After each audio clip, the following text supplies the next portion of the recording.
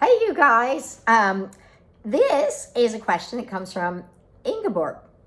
And you say, hi, everybody. I came across Shauna Carrier Equine on Facebook 1 week ago, and everything fits one of our horses. Everything regarding the brain, memory, the positive reinforcement made so much, incredibly much sense, and probably the missing link in our mare's background and education. Hopefully, this is the right place to get some help. She is soon an 8-year-old show jumper, very sensitive and talented. We love sensitive, but sensitive can be be challenges. She can be sensitive and talented. We bought her 1 year ago for my 17-year-old daughter. I was puzzled about her withdrawn look, but she did her job, and I presume that all she needed was some TLC, etc. Things were going very well for 6 months, and then, oopsie. Very good for, okay. My phone wants to jump from one to the other. Oopsie, low power mode. She said, I lost my place because of my phone. Things for 6 months. And then she came in second in the national championship. The mare performed beautifully. However, 3 weeks later, another event, something was wrong. She reared and did not want to do anything at the warm-up arena. We went home. After this, she has not been the same horse. Stomach ulcers, yes, not lame, but had much bodily pain. It turns out after quite a bit of digging, she had this behavior when she was first ridden as a 4-year-old, bucking, rearing. Nobody dared riding her. Then, I do not know what happened, but as far as I know, she did not do this for 1.5 years. And then we bought her. So I now consider her to do avoidance, dissociation, learned helplessness. She bolts if ridden or asked to do anything. She is not happy at all. Riding in the woods is fine. She hates the rug and does not like the saddle to be put on. And it's fitted to her, so that's good, thinking all those pieces. 1 week ago, I started clicker training, and she learned very quickly to touch an object. It is more to the story, but I can start here. Any advice on where I continue? Any success stories? I think we need to rewire her brain, and I do not know if we'll be able to do it and get her back as a show jumper. She is turned out all day with 3 other horses, stabled at night.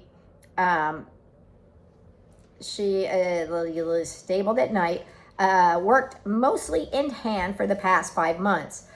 Before this, she was ridden only 3 to 4 times a week. I will try to post a video. I had somebody here can guide me on good steps in her retraining.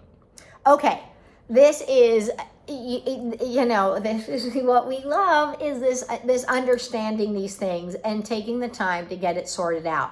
We call it the curse of the talented horse, because the talented horse kind of gets pushed more than the not talented horse. And I think we often fry them and overdo it for them and burn them out.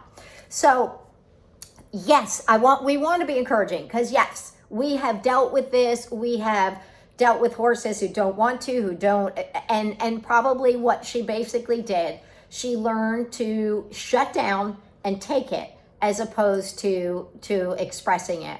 And it is the horses, particularly you hear it a lot from the mares, but it's any horse that when they're, at some point, she probably did express it and said, I'm uncomfortable, I don't get this, I don't know. And people didn't listen, but instead they did what they knew, and that's kind of what people knew. Wasn't neurobiologic, it wasn't emotions, it wasn't behavior. How can we fix these things and get her to be a participant? It was, well, all we know is she needs to do this and, make it impossible. And oftentimes equipment gets into the picture, where we use equipment to minimize what they can do.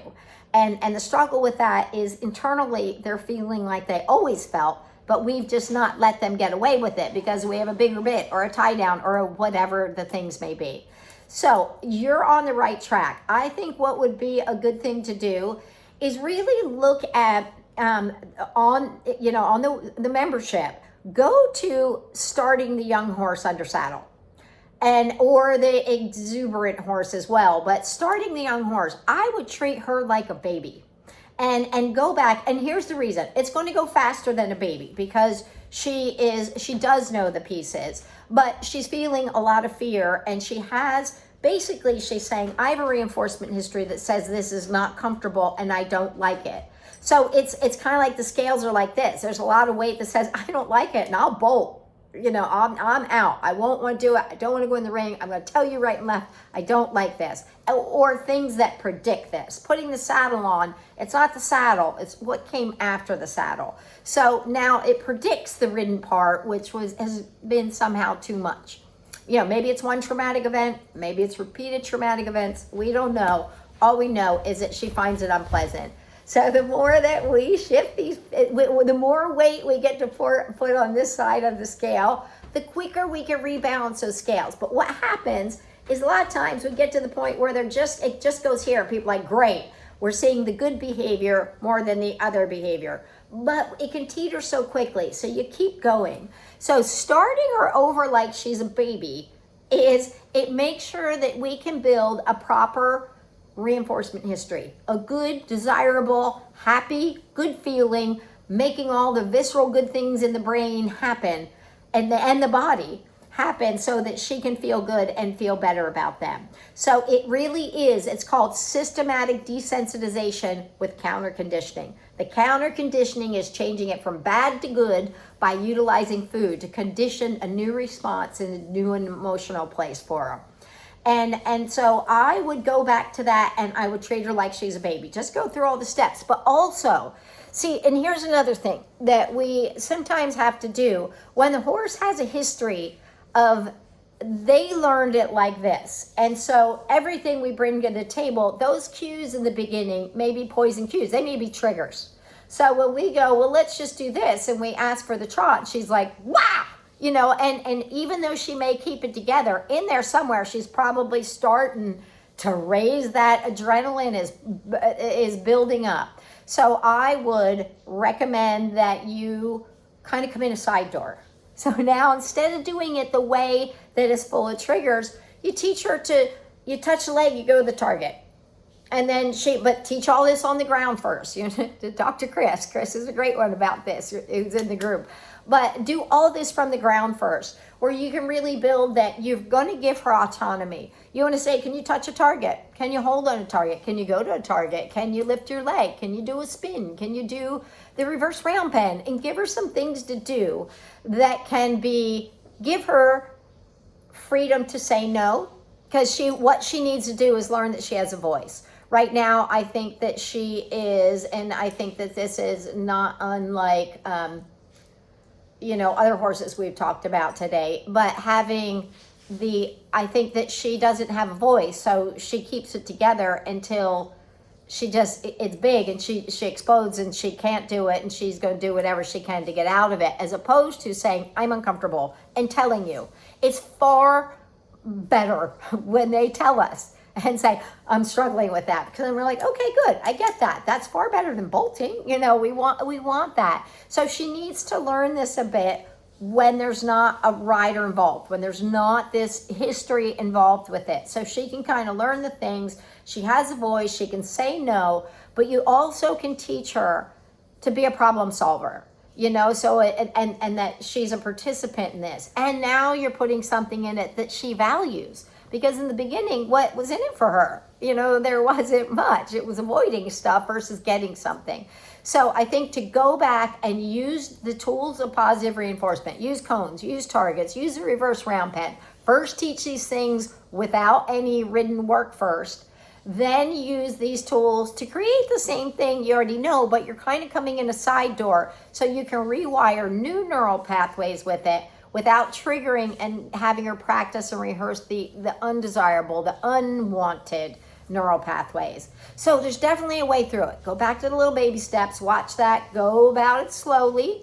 And one of the things we say all the time, slow down, you'll go faster. It feels like in the beginning, you're like, oh my gosh, it can feel like, but in the long run, you're going to have a problem solver, and you're going to have a horse who's going to get back to that place. When you do get on her again, I would first have her with tack going to the cones and the targets.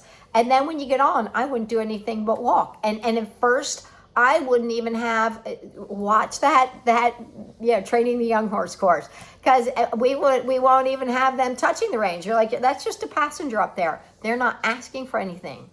And so I think that this will help you to get started. That's going to be where we start. Okay. So I would like to know her name so we can call her name. And we want to hear your progress and how you're going along. Definitely, we want to encourage you. There is a way through this. There's a way to get her back to loving the show environment and to love jumping. We can teach her free jumping with no rider, with no anything, so she can build her own courage, so she loves jumping. Santino loves jumping. So we can create that. So when she's faced with a jump, instead of her thinking, oh no, and really, okay, here's a little thought for you to keep in mind. The horses that really jump well are kind of afraid of the jumps. That's why they jump so well. They're tidy with their parts because they don't want to touch them. So we want to be very, very delicate balance of saying we want to not lose that form and what makes you so good, but we want to lose the nervousness. We want to build your confidence. And if she's had talent and she's been moved along too fast, too quickly, they probably, and it happens a lot with young horses, we're overfacing her and not recognizing her fear and taking that into account, saying it's very real, and we get it and we respect that, and we're going to help you through it.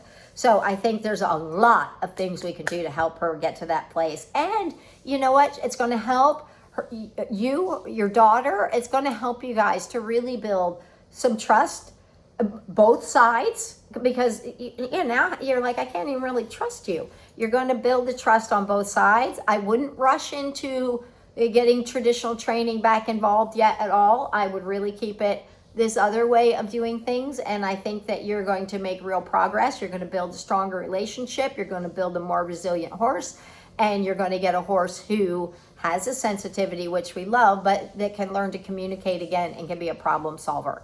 And so instead of her looking and thinking, oh no, I don't know the answer, she's going to be like, let's think through this. So you're in the long run, you're going to get a horse who is much better, much happier, much safer for both of you.